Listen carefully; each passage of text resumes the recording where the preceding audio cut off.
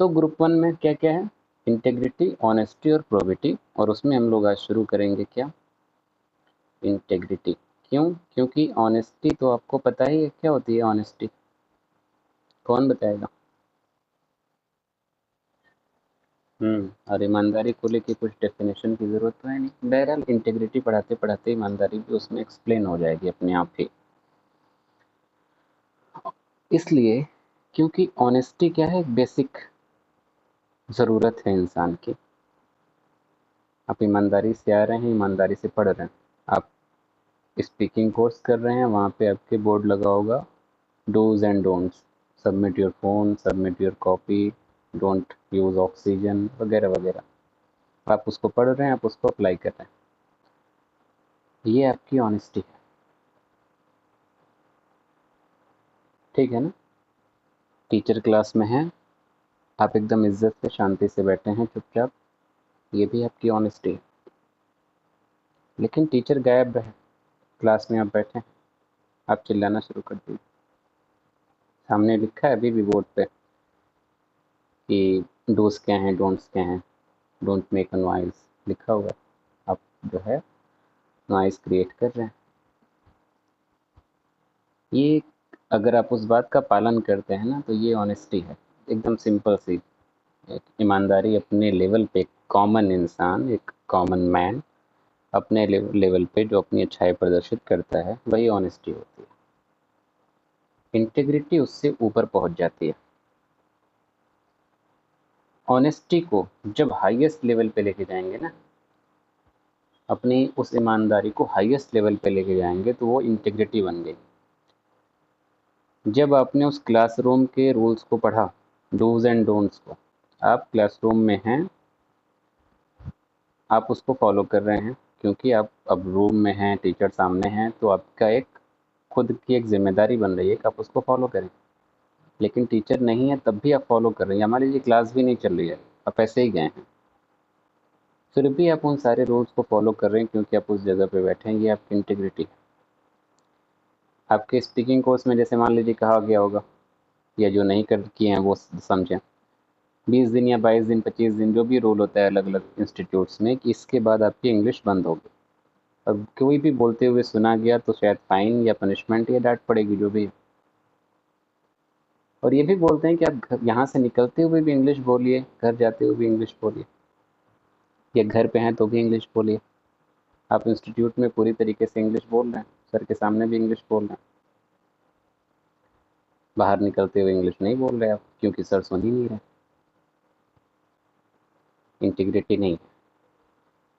या फिर सर ने बोला कि अगर हम बोलते हुए आपको पकड़ लेंगे तो आपको फाइन देनी पड़ेगी। आपने गलती से, आपके मुंह से निकल गया हिंदी, गलती से ऐसे होता है वर्ड्स निकल जाते हैं, एकदम गलती से निकला, आपका बिल्कुल भी इंटेंशन नहीं था, और सर ने सुना भी नहीं, इत्तेफाक से किसी ने नहीं सुना। उसके बावजूद आप अपनी ईमानदारी से जाते हैं सर के पास और आप बोलते हैं कि सर हम गलती से निकल गया मेरे मुंह से हिंदी का एक वर्ड, ये लीजिए आपकी फाइन।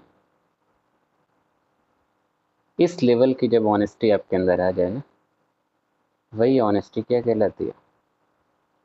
इंटीग्रिटी। इसको आसान भाषा में कह सकते हैं कि कोई आपकी अच्छाई बुराई अगर नहीं भी देख रहा, तो आप अपने आप को देख रहे हैं ना। जब आप अपने आप को देख रहे हैं तो आपके मन में आपका जो ज़मीर है वो आपको बोलेगा कि ये चीज़ गलत है, यहाँ पे तुमने ईमानदारी से काम नहीं किया। आपका ज़मीर आपसे बोलेगा और आप उस ज़मीर को सोच के आप अपनी ईमानदारी ज़ाहिर करते हैं, दिखाते हैं। वही आपकी इंटीग्रिटी। ठीक है, डिफरेंस समझ में आया ऑनेस्टी और जो है इंटीग्रिटी में?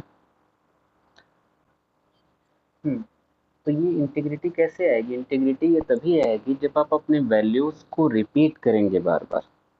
जब वैल्यूज़ का रिपीटेशन होता है, अच्छा एक चीज़ ध्यान दीजिएगा, वैल्यूज़ क्या होती है जानते हैं ना? तो वैल्यूज़ को आप क्या कर रहे हैं? रिपीट कर रहे हैं, प्लस उसको आप अपने कंडक्ट में शामिल कर रहे हैं। कंडक्ट क्या है? कोई भी आप काम जो कर रहे हैं अपनी इच्छा से, जो भी काम आप कर रहे हैं वो आपका कंडक्ट है। अच्छा बुरा वो एक अलग चीज़ है। तो आपके कंडक्ट में उस वैल्यूज़ का बार बार रिपीटेशन हो रहा है। आप जो काम कर रहे हैं उस वैल्यू का आप उसमें इस्तेमाल कर रहे हैं।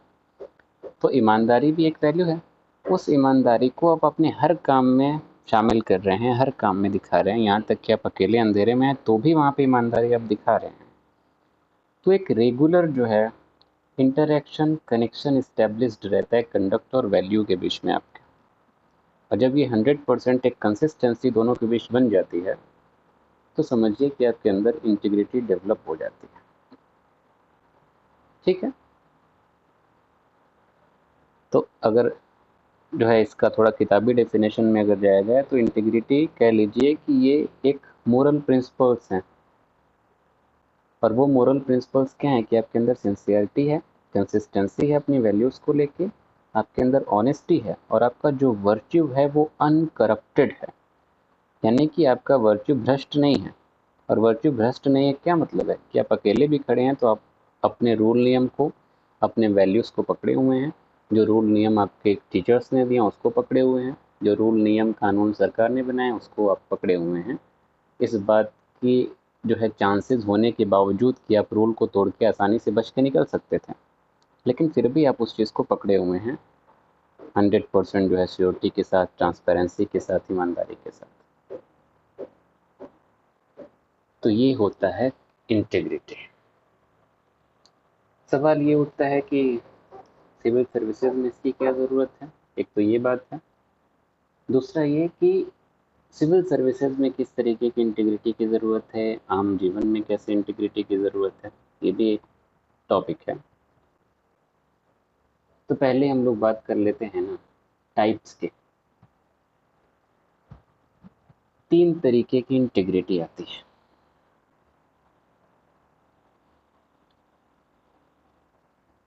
एक तो प्रोफेशनल, पर्सनल, और एक आती है इंटेलेक्चुअल।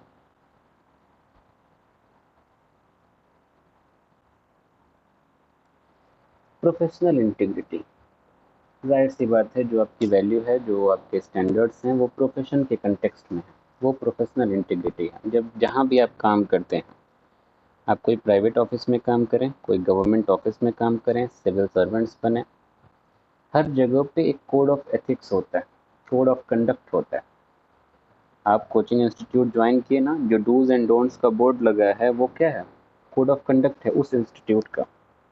डॉक्टर इंसान बनता है ना, डॉक्टर्स को जो है हिपोक्रेटिक ओथ दिलाई जाती है कि हाँ कोई बीमार है तो आप जो है बिना कुछ उसमें सोचे आप उसकी जान बचाने की कोशिश करेंगे, या ज़रूरत है तो हमेशा मौजूद रहेंगे।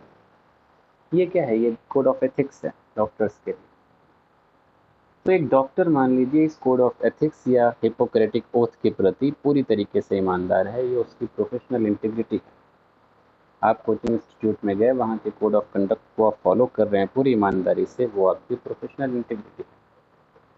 आप आईपीएस हैं या एक आम नागरिक हैं मान लीजिए, आप जिस राज्य जिस जो है देश में रह रहे हैं, कहीं पे भी जिस क्षेत्र में आप रह रहे हैं, वहाँ के रूल्स रेगुलेशन कानूनों का पालन कर रहे हैं पूरी ईमानदारी से, इस बात का मौका होते हुए भी कि यहाँ कोई पुलिस वाला नहीं, यहाँ कोई चालान काटने वाले नहीं, उसके बावजूद आप रुके हैं और सारी चीज़ें रूल नियम के तहत कर रहे हैं, ये भी आपकी तरीके से प्रोफेशनल इंटीग्रिटी। प्रोफेशनल इंटीग्रिटी कह लीजिए कि कोई भी चीज़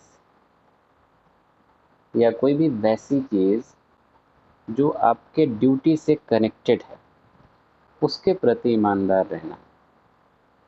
आप डॉक्टर हैं, डॉक्टर की ड्यूटी क्या है, मरीज की जान बचाना, हिपोक्रेटिक ओथ को फॉलो कर रहे हैं, प्रोफेशनल इंटीग्रिटी। लास्ट में जो एग्जांपल दिए, एक आम आदमी चालान काटने की बात किए कि आप सड़क से जा रहे हैं, कोई पुलिस वाला नहीं, चालान काटने का चांस ही नहीं, आप चाहते निकल जाते हैं, लेकिन आपके एक अच्छे नागरिक होने के नाते ये आपकी ड्यूटी है, आप उसके प्रति ईमानदार। ठीक है। या फिर एक प्रोफेशनल इंटीग्रिटी का एक बेहतरीन एग्जाम्पल मिल सकता है क्रिश्चियनिटी में। क्रिश्चियनिटी में क्या होता है, जैसे चर्च होता है ना हम लोग का, उस चर्च में आप जाएंगे तो वहाँ पे एक बॉक्स होता है जिसको बोला जाता है कन्फेशन बॉक्स। कन्फेशन का मतलब होता है जो है अपनी बात कन्फेस करना, सामने रखना। तो कन्फेशन बॉक्स में क्या होता है, जब मान लीजिए किसी क्रिश्चियन से कोई गुनाह हो जाए, यहाँ तक कि मर्डर भी हो जाए, और उसको बहुत गिल्ट हो रहा है, तो वो क्या करता है, तुरंत किसी चर्च में जाता है जहाँ पे कन्फेशन बॉक्स है। तो कन्फेशन बॉक्स में हो जाता है, उसमें छोटा सा जो है खिड़की टाइप पे बना होता है।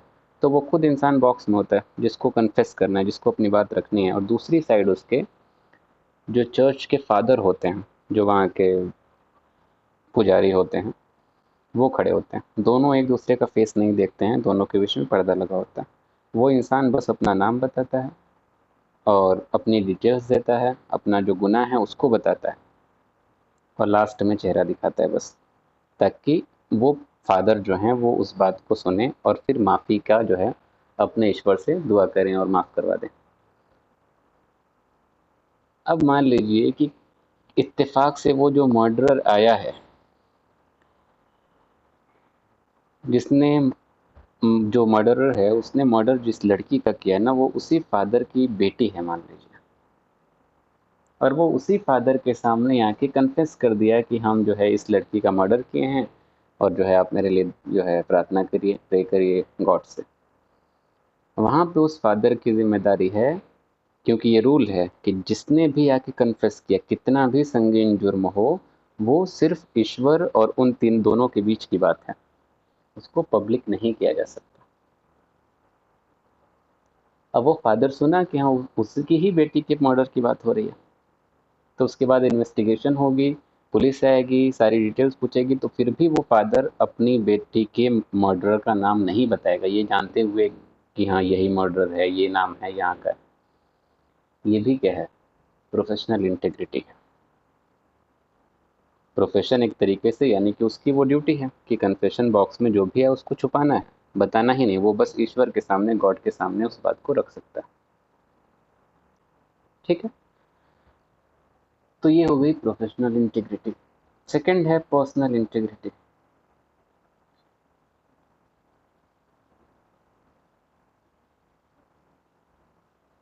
आपकी पर्सनल लाइफ में जो भी ईमानदारी है हाईएस्ट लेवल की, वो आपकी पर्सनल इंटीग्रिटी हो गई।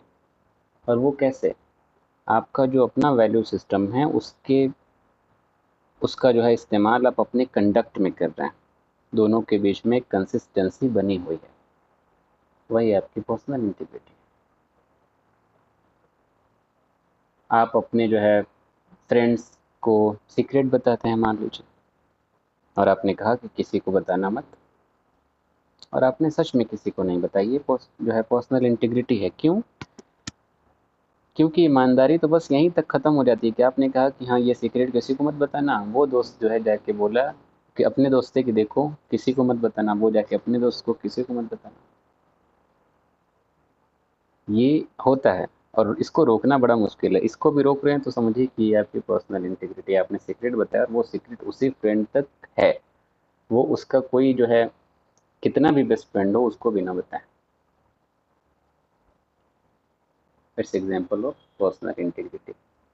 आप रिश्ते को बेहतर तरीके से संभाल पा रहे हैं, क्या बात कहाँ बोलनी है, कितनी बोलनी है, किस क्या सीक्रेट कितना पेट में बचाए रखना है, ये सारी चीज़ें पर्सनल इंटीग्रिटी का एग्जाम्पल है। तो इसमें हर चीज़ जोड़ सकते हैं अपने हिसाब से, पर्सनल इंटीग्रिटी, पर्सनल लाइफ अब सब लोग जानते हैं अपनी अपनी।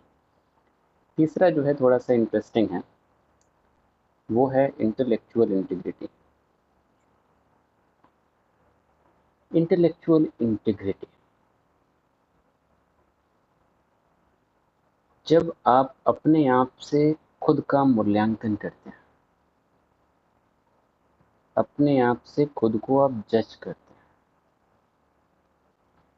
हैं, जब आप ईमानदारी से अपनी डिस्क्रिपेंसीज को पहचानते हैं, इनकंसिस्टेंसीज को पहचानते हैं कि आपके बातों में, आपके विचारों में, आपके बोलने में, आपकी सोच में क्या क्या डिस्क्रिपेंसीज हैं, क्या क्या इनकंसिस्टेंसीज हैं। डिस्क्रिपेंसीज क्या होता है, जब दो समान चीज़ों के बीच में आपको डिफरेंस दिखाई दे, दो अलग अलग चीज़ों का डिफरेंस नहीं, कि एक रिसालत खड़ी है, एक मारूफ शम्स खड़े हैं, मेल फीमेल अलग हैं एकदम, दो जुड़वा बहनों को खड़ा कर दीजिए, एकदम सेम, एकदम सेम, कुछ भी वो नहीं, फर्क नहीं। वहाँ पे जो फर्क दिखाई देगा वो डिस्क्रिपेंसी है, एक तरीके से वहाँ बोला नहीं जाएगा कि ये डिस्क्रिपेंसी है, हम बस एग्जाम्पल दे रहे हैं। तो कोई भी चीज़ जो एकदम समान होनी चाहिए वहाँ पे भी अगर आपको भिन्नता दिखाई दे वो होता है डिस्क्रिपेंसी। जैसे सीआईडी एक शो आता था, उसमें एसीपी प्रद्युमन का एक डायलॉग होता था कि कुछ तो गड़बड़ है दया। ये वाली जब फीलिंग है ना, तो आप सोच सकते हैं कि यहाँ कोई डिस्क्रिपेंसी है, कुछ तो गड़बड़ है यहाँ पे, होना ऐसे चाहिए ये, लेकिन यहाँ पे ऐसा है नहीं। तो ये डिस्क्रिपेंसी किस तरीके की डिस्क्रिपेंसी की बात हो रही? ये बात हो रही है आपके अपने काम की, अपने विचार की, अपने सोच की। तो जब इस तरीके से आपके अपने ही विचारों में डिस्क्रिपेंसी दिखाई दे, भिन्नता दिखाई दे, एक इरेगुलरिटी दिखाई दे, उसको आप समझें, सोचें, पहचानें। आपके अंदर वो योग्यता हो कि उन मूल्यों को, उन डिफरेंसेस को पहचान पाएं। यही होता है इंटेलेक्चुअल इंटीग्रिटी, इस हद तक ईमानदारी कि हाँ आप अपनी कही बातों को या फिर अपनी ही कही हुई बातों से जो आप पलट रहे हैं उसमें एक डिफरेंस पता हो। या फिर जो है 100 लोग गलत रास्ते पे एक भीड़ जा रही है, आप इतने समझदार हैं कि आप सही वैल्यूज़ को पहचान पा रहे हैं, अपने वैल्यू सिस्टम को, जो आपका सही वैल्यू सिस्टम है उसको समझने की योग्यता आप में, और आप कहें कि नहीं ये 100 लोग जो है गलत रास्ते पे जा रहे हैं, सही नहीं है, ये रास्ता इधर शायद ये वाला पकड़ना चाहिए, वो उधर क्यों जा रहे हैं। किसी का घर खोजने का रास्ता नहीं, एक जिंदगी के रास्ते की बात कर रहे हैं। इस तरीके की सोच होना ही इंटेलेक्चुअल इंटीग्रिटी। अज्यूम करिए कि आजकल जो है पॉलिटिक्स बहुत ज़्यादा है, हर घर में अलग अलग पॉलिटिकल पार्टीज को मानने वाले लोग हैं। आपके घर में सारे बीजेपी के फैन हैं, एकदम भक्ति में डूबे हुए, माँ बाप भी, आपके दादा दादी भी और परदादा भी जिंदा है मान लीजिए, वो भी। उसमें भी आप रैशनैलिटी की बात कर रहे हैं और कह रहे हैं कि नहीं, जब से बीजेपी पावर में आई है सबसे ज़्यादा नफरत बढ़ी है, हिंदू मुस्लिम आपस में लड़ रहे हैं, और जब हिंदू मुस्लिम आपस में लड़ रहे हैं तो भारत कैसे महान बनेगा? क्यों? क्योंकि भारत तो बना है we the people of India से, हम भारत के लोग।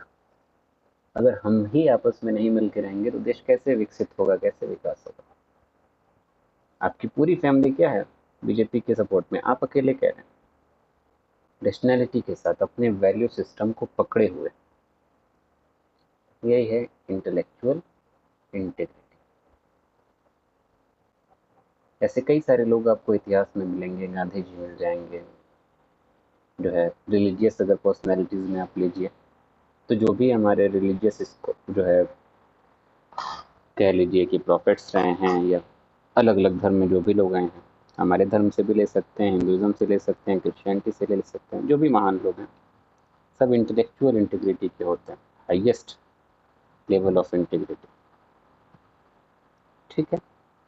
अच्छा, इसी में इसी से अपोजिट एक टर्म आता है इंटेलेक्चुअल हिपोक्रेसी।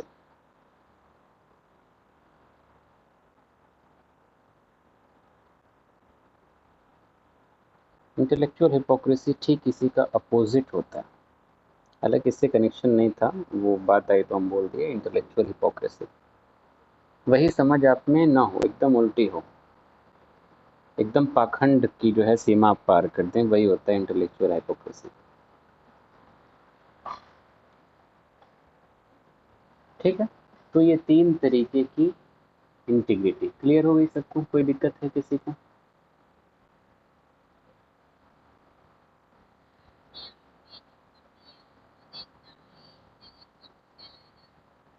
हाँ, इंटेलेक्चुअल इंटीग्रिटी होना, और जब ये इंसान समझे सारी चीज़ें, ये समझ हो उसके अंदर कि हाँ कहाँ पे क्या करना है, कैसे करना है, रैशनैलिटी के बेसिस पे, अपने वैल्यू सिस्टम के बेसिस पे चीज़ें जो परखते हैं, ज़हीन होते हैं ना, उन्हीं को बोले जाते हैं इंटेलेक्चुअल।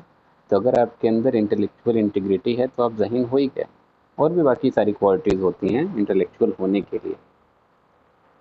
तो इस टाइप की इंटीग्रिटी है, क्योंकि अगर ऐसी इंटीग्रिटी है तो वो इंटीग्रिटी आपको ज़हीन ही बनाएगी, इसीलिए इस इंटीग्रिटी को बोला जाता है इंटेलेक्चुअल इंटीग्रिटी।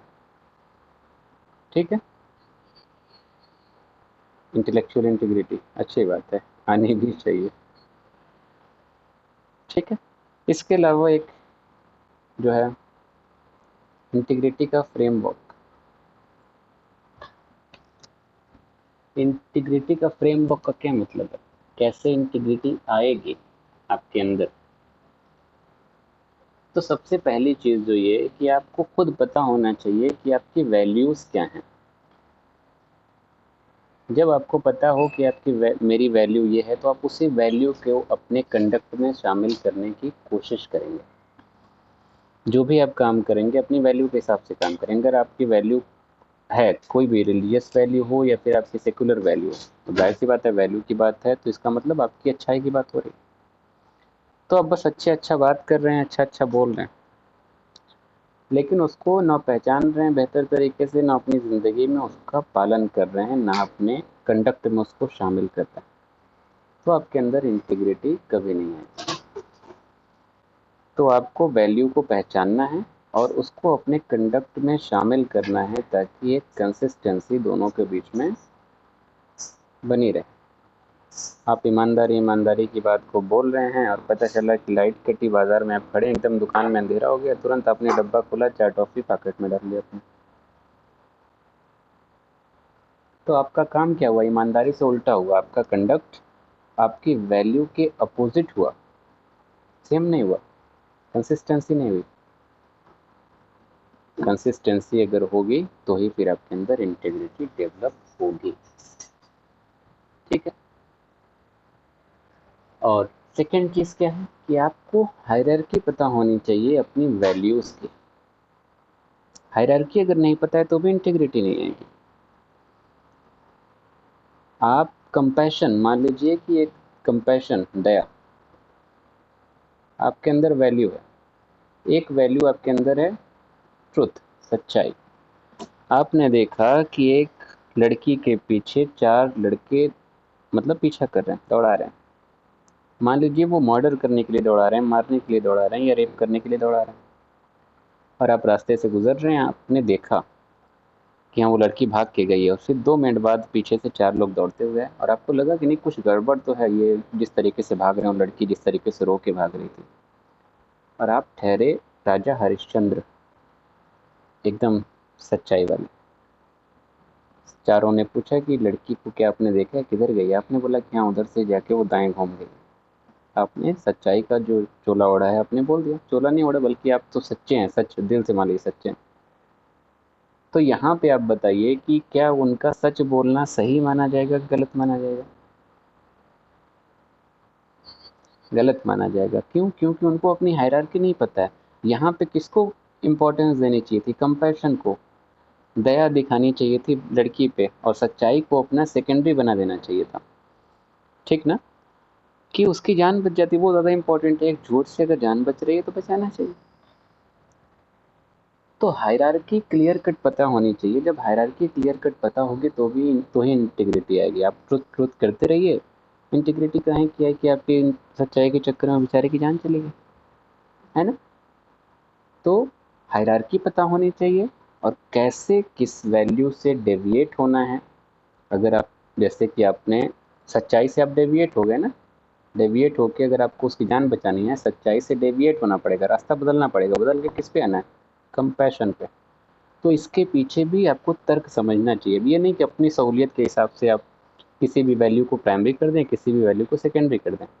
अब जिस एग्जाम्पल को हम बताए कि जान बचाने वाला, ये एक लॉजिकल वजह है और जायज़ वजह भी है कि आप जान बचा रहे हैं, बड़ी चीज़ है।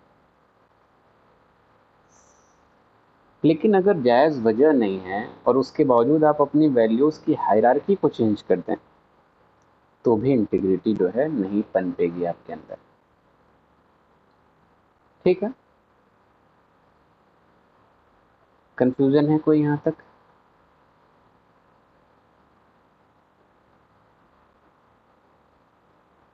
कोई कंफ्यूजन है? किसी को नहीं है ना? ठीक। हाँ,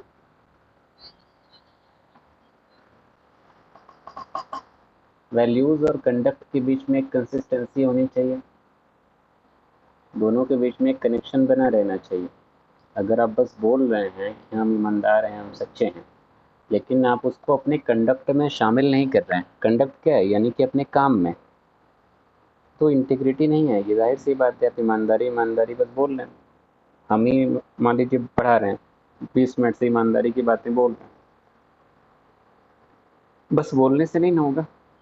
उसको अपने काम में, अपनी दिनचर्या में शामिल करना होगा, तभी इंटीग्रिटी आएगी। तो वही कंसिस्टेंसी की बात की कि वैल्यूज़ को आपके कंडक्ट में शामिल होना ज़रूरी है, एक कंसिस्टेंसी दोनों के बीच में बननी ज़रूरी है। सेकंड चीज़ क्या बोले कि आपको अपना वैल्यू सिस्टम बेहतर तरीके से पता हो, क्योंकि पता होगा तो आप उसकी हायरार्की भी बना पाएंगे और अपने कंडक्ट में शामिल भी कर पाएंगे। और उसका एग्जांपल जैसे ये दिए कंपैशन और ट्रुथ से। हायरार्की अगर पता है तो आप चूज़ कर पाएंगे। ये नहीं कि हम बहुत सच्चे हैं तो दुनिया की कितनी भी बुरी सिचुएशन आ जाए हम उसमें सच्चाई ही बोलेंगे, भले 10 लोग मर जाएं। हायरार्की आपको पता है तो आप कंपैशन को महत्व देंगे सच्चाई की तुलना में। ये भी एक इंटीग्रिटी है आपकी। और लास्ट चीज़ जो बताया कि अगर आप किसी वैल्यू को छोड़ रहे हैं तो उसके पीछे एक सॉलिड रीज़न होना चाहिए।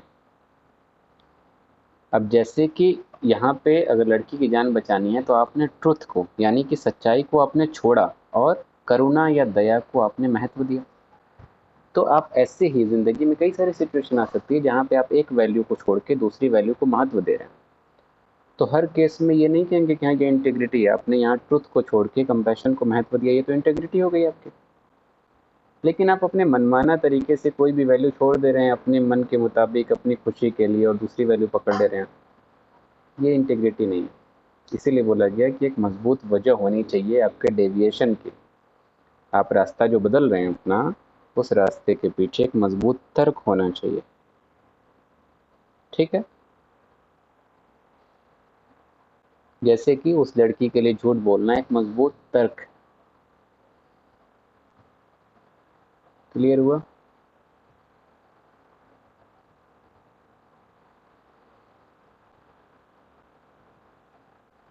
क्लियर हो गया? मुंह से बोलिए आप लोग।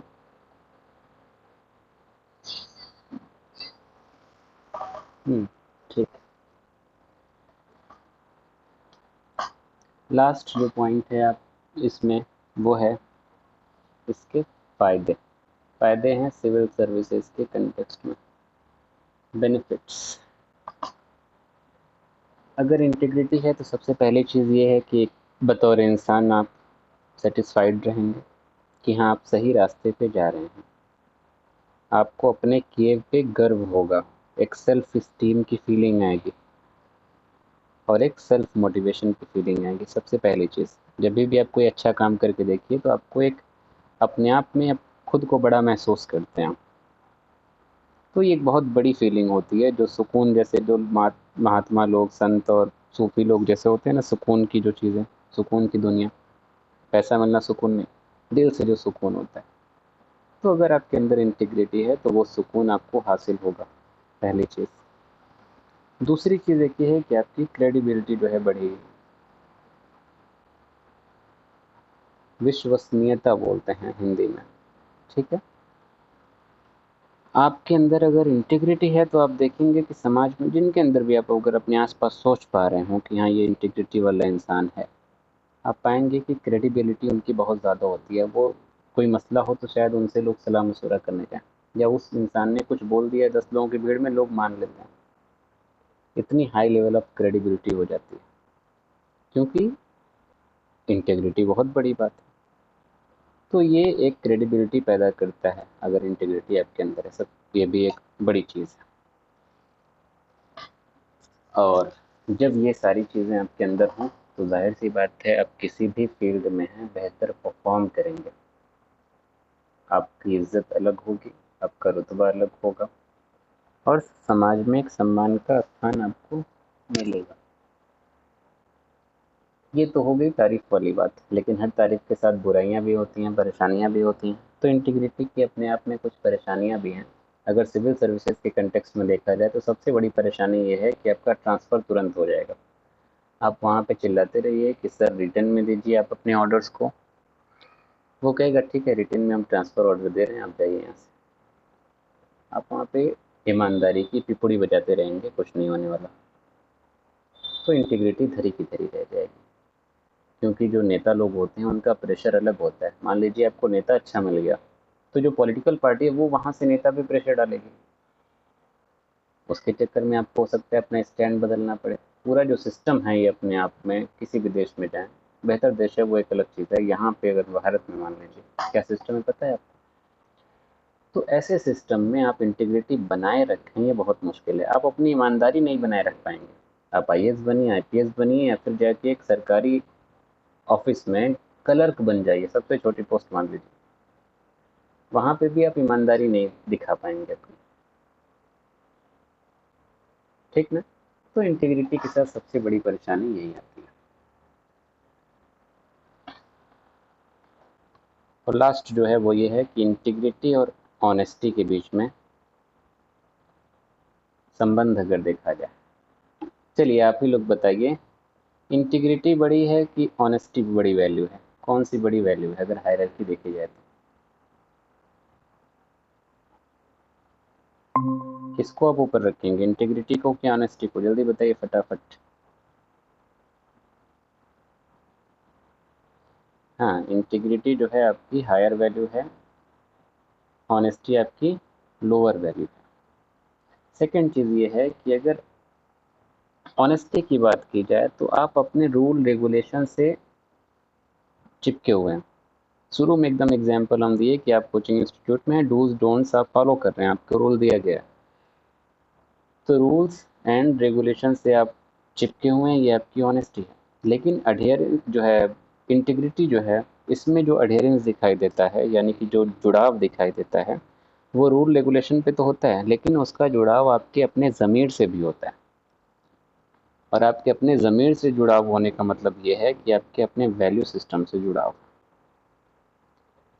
रूल रेगुलेशन में बहुत हद तक चीज़ें ये हो सकती हैं कि रूल में लिखा है इसलिए आप मान रहे हैं, ईमानदारी से फॉलो कर रहे हैं।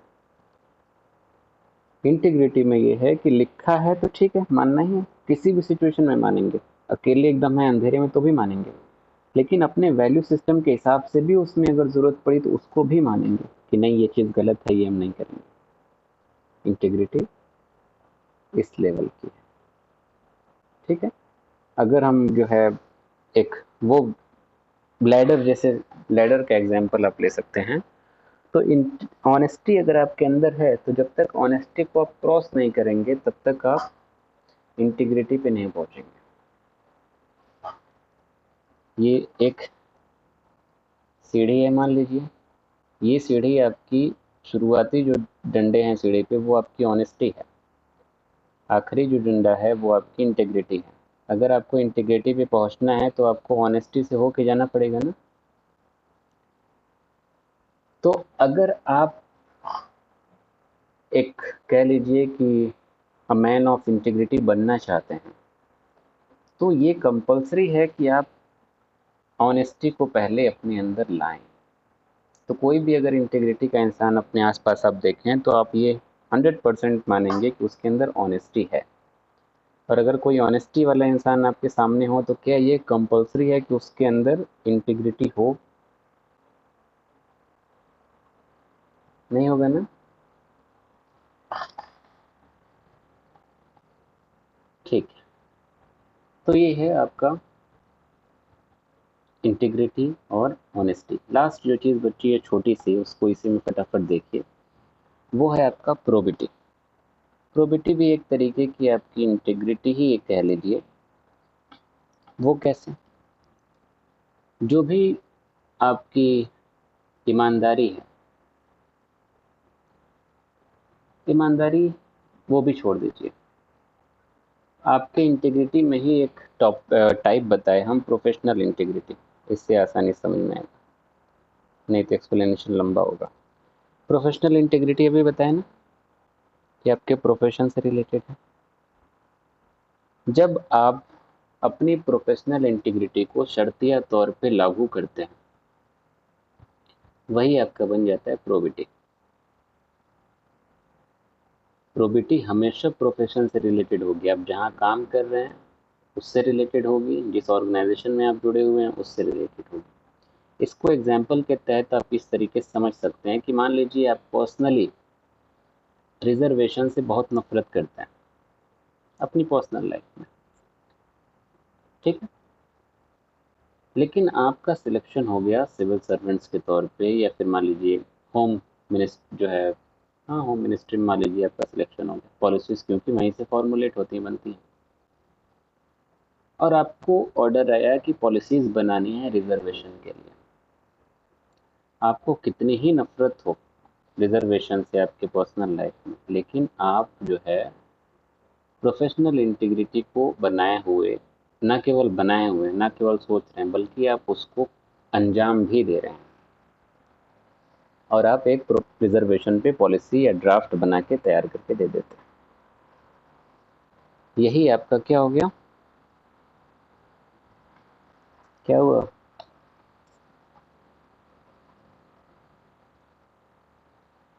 प्रोबिटी हुआ। ठीक है। अगर डिफरेंस समझना हो इंटीग्रिटी और प्रोबिटी के बीच में, तो आपके जो है नोट्स में भी टेबल दिया होगा। ये हो गया आपका इंटीग्रिटी, ये हो गया आपका प्रोबिटी। अगर इंटीग्रिटी और प्रोबिटी को कंपेयर करना हो तो इंटीग्रिटी आपकी हायर वैल्यू हो गई। क्यों हायर वैल्यू हुई? क्योंकि आप उसमें इंटीग्रिटी में अपनी ज़मीर का भी इस्तेमाल कर रहे हैं, अपने खुद के पर्सनल वैल्यू सिस्टम को भी आप तरजीह दे रहे हैं। लेकिन प्रोबिटी में आप क्या कर रहे हैं? प्रोबिटी में आप अपने पर्सनल वैल्यू सिस्टम को तरजीह नहीं दे रहे, आप मजबूरी में हैं और आप अपने प्रोफेशनल वैल्यूज को मजबूरन फॉलो कर रहे हैं ईमानदारी से। तो इस कंटेक्स्ट में ये इंटीग्रिटी से छोटा हो गया। दूसरी चीज़ क्या हुई कि इंटीग्रिटी आपकी पर्सनल लाइफ में भी हो सकती है, प्रोफेशनल लाइफ में भी हो सकती है, लेकिन प्रोबिटी आपकी सिर्फ और सिर्फ प्रोफेशनल लाइफ में। ठीक है। तीसरी चीज़ कि इंटीग्रिटी जो है वो पब्लिक लाइफ में अलग अलग हो सकती है, सब्जेक्टिविटी इसमें ज़्यादा हो सकती है, और हो सकता है वो आप पब्लिक जो है उसको एक्सेप्ट करे या ना करे। ऐसे चांसेस हैं। क्यों? क्योंकि आपकी पर्सनल लाइफ से रिलेटेड है। पर्सनल लाइफ से रिलेटेड जो चीज़ें हैं वो 100% सही है, दूसरे के हिसाब से सही है तो आप नहीं कह सकते। लेकिन प्रोबिटी में जो चीज़ें हैं वो पब्लिक एक्सेप्टेंस ज़्यादा होता है। वजह यह है कि आप प्रोफेशनली आप रिप्रेजेंट कर रहे हैं जो भी चीज़ है, पहली वजह। और दूसरी चीज़ देखिए कि एक ऑफिशियल वे में होता है, तो ये भी वजह है कि पब्लिक में एक्सेप्टेंस प्रोबिटी का ज़्यादा होता है। आप जाके अपने से कोई बात कहिए पॉलिसी के बारे में, रिजर्वेशन के बारे में, हो सकता है पब्लिक को उतना असर ना पड़े। वही बात एक ऑफिशियल जो है नोटिस के ज़रिए आ जाए, एक ऑफिसर कह रहा है, तो उसकी एक्सेप्टेंस समाज में ज़्यादा दिखाई देगी। ठीक है। ठीक है। कोई कंफ्यूजन है किसी को?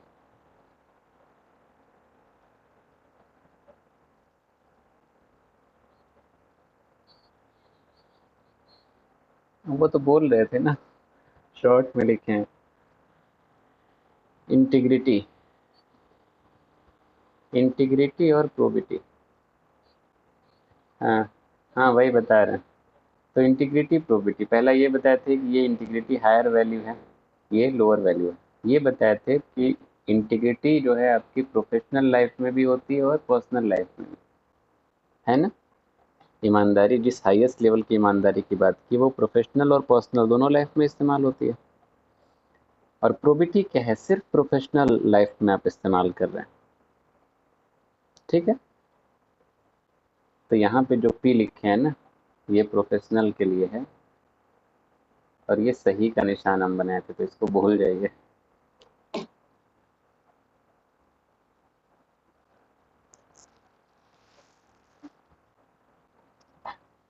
कोई दिक्कत है? ऑब्जेक्टिविटी इसलिए हम सोच रहे हैं क्योंकि ऑब्जेक्टिविटी सब्जेक्टिविटी थोड़ा सा पहले से आपको अंदाजा है, बताया गया है, तो हो जाएगा। सेकंड जो ग्रुप है उसमें क्या क्या था? ऑब्जेक्टिविटी, इम्पार्शियलिटी, और था non पार्टीशनशिप।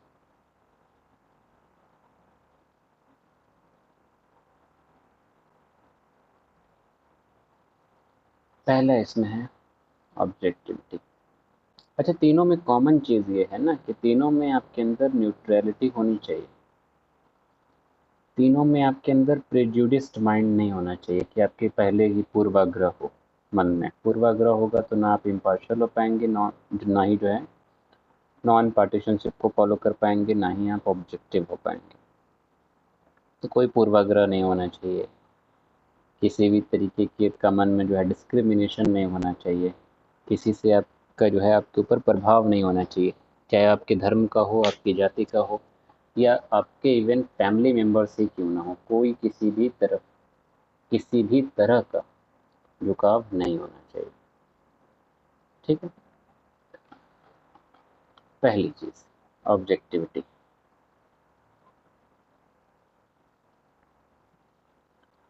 Subject object, subjectivity objectivity, पढ़े रहे होंगे आप लोग, इंग्लिश ग्रामर में भी पढ़े होंगे सब्जेक्ट ऑब्जेक्ट। और ऑब्जेक्ट जो है मटेरियल थिंग के लिए भी इस्तेमाल होता है ये वर्ड, लेकिन यहाँ पे जो एथिक्स में हम लोग सब्जेक्टिविटी ऑब्जेक्टिविटी की बात करते हैं वो बात होती है एक प्रोसेस से रिलेटेड, एक पैटर्न से रिलेटेड। ठीक ना। जो सामान की बात होती है ऑब्जेक्ट की, वो एक अलग चीज़ है। यहाँ तक कि इंसानों में भी एक तरीके से ऑब्जेक्टिविटी का जो है ऑब्जेक्टिफिकेशन होता है। एक बार हम जिक्र भी किए थे कि ऑब्जेक्टिफिकेशन ऑफ ह्यूमंस, आप किसी इंसान को सामान की तरह इस्तेमाल करें, वो होता है ऑब्जेक्टिफिकेशन। आप अपनी गर्लफ्रेंड को या फिर अपनी बीवी को या फिर अपने भाई हैं तो अपने घर में बहनों को इस तरीके से काम करवाएं, या अपनी वाइफ से इस तरीके से काम करवाएं, या फिर अपने लाइफ पार्टनर को इस तरीके से मतलब इस्तेमाल करें आप। ये सारे एग्जाम्पल्स हैं ऑब्जेक्टिफिकेशन। आप उन सामने से उनका पहलू नहीं समझ रहे, बहुत ही ज़्यादा जो है प्रताड़ित कर रहे हैं, यही होता है ऑब्जेक्टिफिकेशन। कि आप उस इंसान को सामान समझ लिए, आपने बोल दिया ये करो वो करो ऐसे करो वैसे करो, ऐसा क्यों किए वैसा क्यों किए। ठीक ना। बहरहाल ऑब्जेक्टिफिकेशन एक आज के टर्म में जो है आज के टाइम पीरियड में कॉमन टर्म है, याद रखिएगा ये। आते हैं हम लोग अपने टॉपिक पे, ऑब्जेक्टिविटी और सब्जेक्टिविटी। देखिए शुरू में भी बताया गया था, ऑब्जेक्टिविटी जो होती है वो फैक्ट बेस्ड होती है। शुरू में एग्जाम्पल आपको दिया गया था क्वेश्चंस की मदद से, जैसे आपके ऑब्जेक्टिव क्वेश्चन होते हैं, सब्जेक्टिव क्वेश्चन होते हैं। आपके जो ऑब्जेक्टिव क्वेश्चन है सामने आपके फैक्ट्स और फिगर्स दिए हुए हैं, लिखी हुई हैं चीज़ें, 4 ऑप्शन दिए उसमें से एक चूज करना है, सामने आपके दिख रहा है। सब्जेक्टिव में क्या है, आप अपना दिमाग लगा रहे हैं, अपनी सोच के हिसाब से बोल रहे हैं, अपना ओपिनियन उसमें घुसा रहे हैं। 2 पेज का आंसर है, 5 पेज में आप लिखते हैं। पहला डिफरेंस। वो चीज़ों को हम सब्जेक्टिव कहेंगे, जाहिर सी बात है, जो सब्जेक्ट जो है जिसका फैक्ट या जिसकी सच्चाई। अच्छा ये भी छोड़िए, कंफ्यूज होंगे आप लोग, डायरेक्ट एग्जाम्पल से समझिए। अगर हम आपसे सवाल पूछें कि आपकी किसी की, अच्छा नहीं आप लोग पर्सनल ले लेंगे, शादी की बात, किसको किसको शादी की जल्दी है यहाँ पे, किसी को है?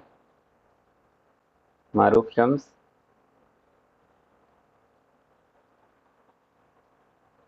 अच्छा जल्दी है, ठीक है, सब लोग दुआ करिएगा इनके लिए।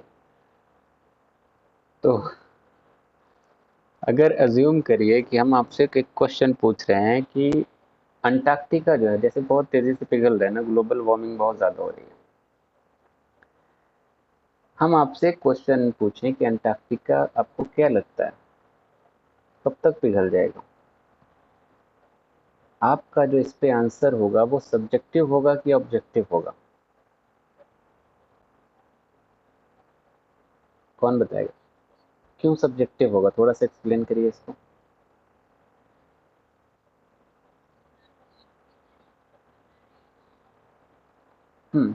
कोई आप प्रॉपर जो है फैक्ट्स और फिगर आपके पास मौजूद नहीं है। हो सकता है ग्लोबल वार्मिंग थोड़ा कम हो जाए तो थोड़ा और टाइम लग जाए, और पता चला अचानक 2 साल बाद इतना पोल्यूशन हो जाए कि आप कुछ कर ही ना पाए। मतलब आप अपने अंदाजे से बता रहे हैं, क्योंकि इसका कोई प्रॉपर आंसर नहीं है। अगर हम पूछें कि अंटार्कटिका कहाँ पे है, ये ऑब्जेक्टिव हो गया, ऑब्जेक्टिविटी इसमें आ गई क्योंकि अंटार्कटिका जो है सदर्न पोल पे है और ये एक फैक्ट है। ऐसा नहीं है कि 2 साल बाद वो नॉर्दर्न पोल पे चला जाएगा। ठीक है ना। तो दोनों में डिफरेंस क्या है पता चला ना।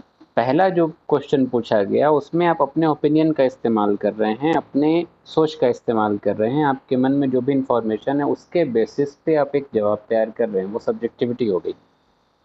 लेकिन ऑब्जेक्टिविटी क्या है, जो चीज़ ऑलरेडी प्रूवन है,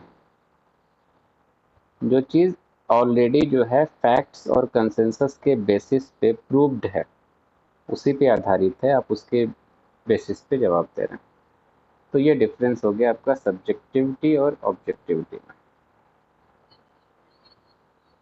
अब आते हैं आपके वैल्यू पे कि ऑब्जेक्टिविटी एज अ वैल्यू। तो यहाँ पे जब आप एक वैल्यू के तौर पे बात करेंगे ना, तो ऑब्जेक्टिविटी का मतलब ये है कि आप जो भी विचार अपने मन में ला रहे हैं, जो भी फैसले आप कर रहे हैं, या फिर जो भी आपका कंडक्ट है, जो काम है, वो बेस्ड होना चाहिए आपके फैक्ट्स और फिगर्स पे, आपके एक्सपेरिमेंट्स पे, आपके ऑब्जर्वेशन पे। उस पे आपका ना पर्सनल ओपिनियन आना चाहिए, उसका प्रभाव ना आना चाहिए, ना आपके आस्था का उस पर प्रभाव आना चाहिए, ना आपके पर्सनल वैल्यू का प्रभाव उस पर आना चाहिए। वही होती है क्या, ऑब्जेक्टिविटी। कोई कंफ्यूजन है?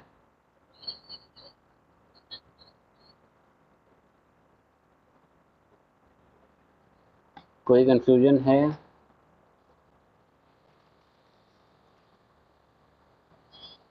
अगर भारत में ऑब्जेक्टिविटी की बात की जाए सिविल सर्विसेज में, तो ऑब्जेक्टिविटी क्यों ज़रूरी है? ज़रूरी इसलिए है कि जैसे भारत को अगर आप देखेंगे तो भारत हमारा एक बहुत बड़ा देश है, क्षेत्रफल के हिसाब से भी, पॉपुलेशन के हिसाब से भी, और एक डेमोक्रेसी है, यानी कि आम जनता के हित और फायदे मैटर करते हैं हमारे लिए, क्योंकि एक वेलफेयर स्टेट भी है साथ में। और एक सबसे बड़ी बात यह है कि एक सेकुलर स्टेट भी है, क्योंकि यहाँ पे बहुत सारे लोग, अलग अलग धर्म और समुदाय के लोग यहाँ पे रहते हैं। ठीक ना। अब अलग अलग धर्म समुदाय के लोग रह रहे हैं, तो अगर अज्यूम करिए कि आप एक सिविल सर्वेंट बन गए हैं, तो आपकी जो अप्रोच है वो सब्जेक्टिव होनी चाहिए कि ऑब्जेक्टिव होनी चाहिए? कौन बताएगा? कैसे सब्जेक्टिव होनी चाहिए?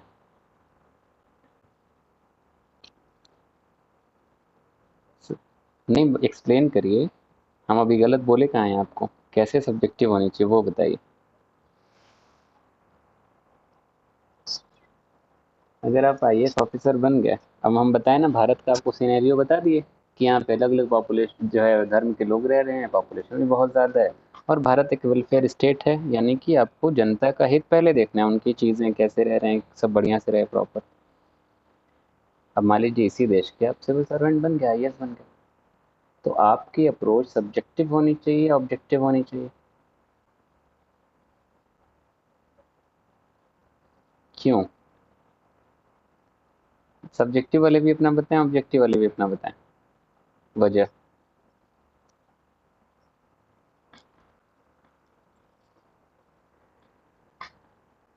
और ऑब्जेक्टिव वाले बताएं अपना।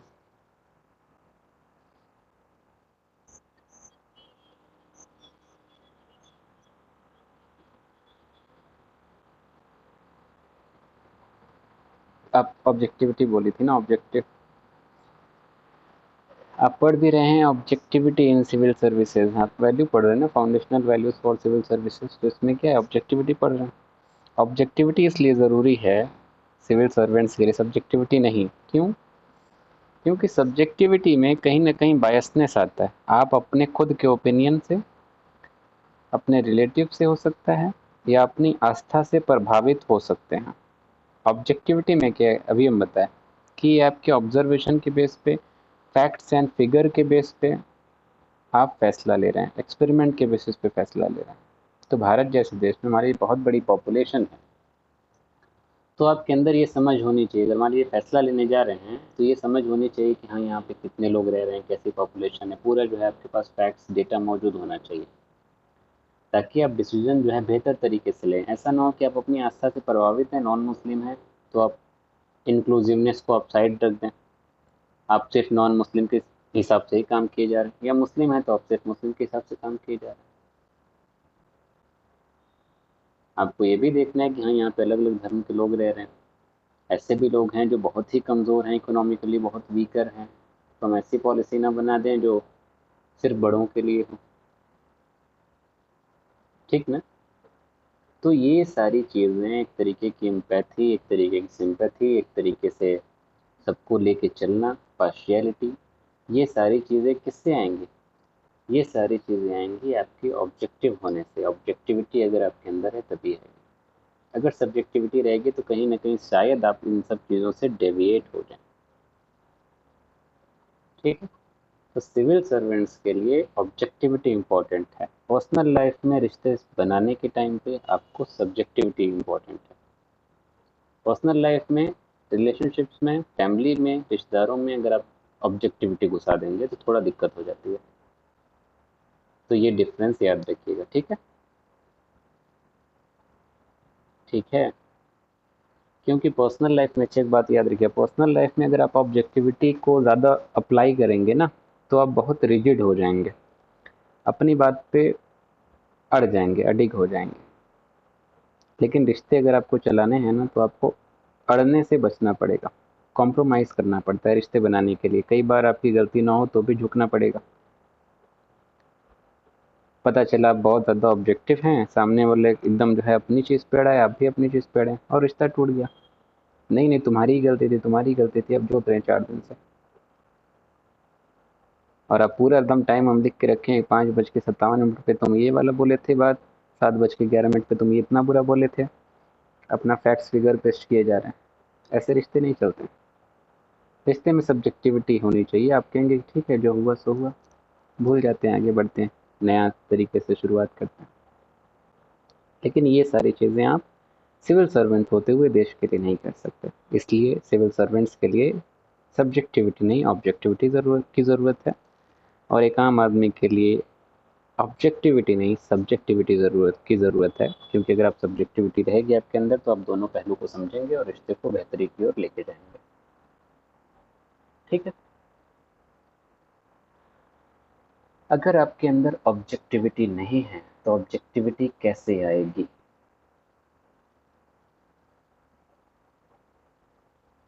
इसके कई सारे तरीके हैं।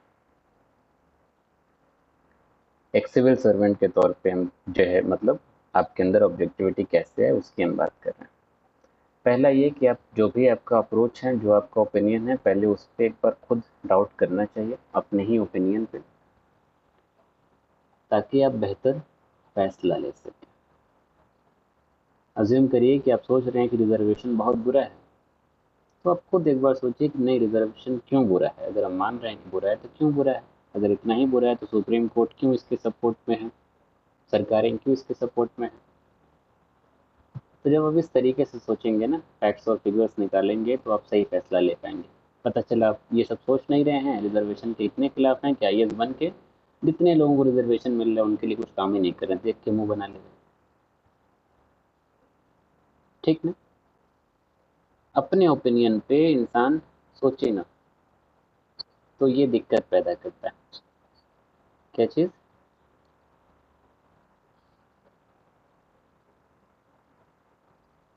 चलिए, तो ये अपने ओपिनियन पे डाउट कैसे होगा? जब आप इंफॉर्मेशन गैदर करेंगे, जब आप रिसर्च करेंगे, जब आप बाकी चीज़ों को पढ़ेंगे, जब आप इतिहास देखेंगे कि हाँ रिजर्वेशन क्यों दिया गया, इतने सालों तक दलितों पे और बाकी लोगों पे अत्याचार होता रहा, तो एक बैलेंस लाने के लिए ज़िंदगी में, इकोनॉमिकली भी और सोशली भी, इसलिए रिजर्वेशन शुरू किया गया।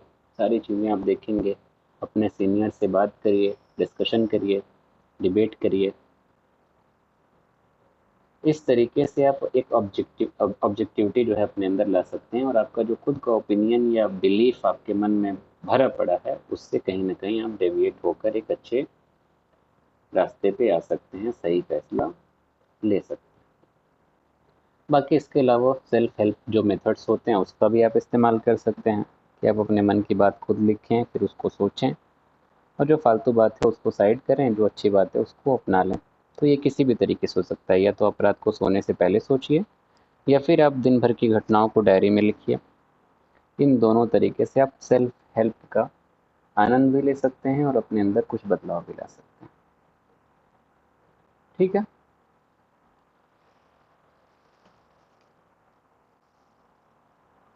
ठीक है। किसी कितना गुस्से में? समझ नहीं है क्या, मतलब कंफ्यूजन है कोई?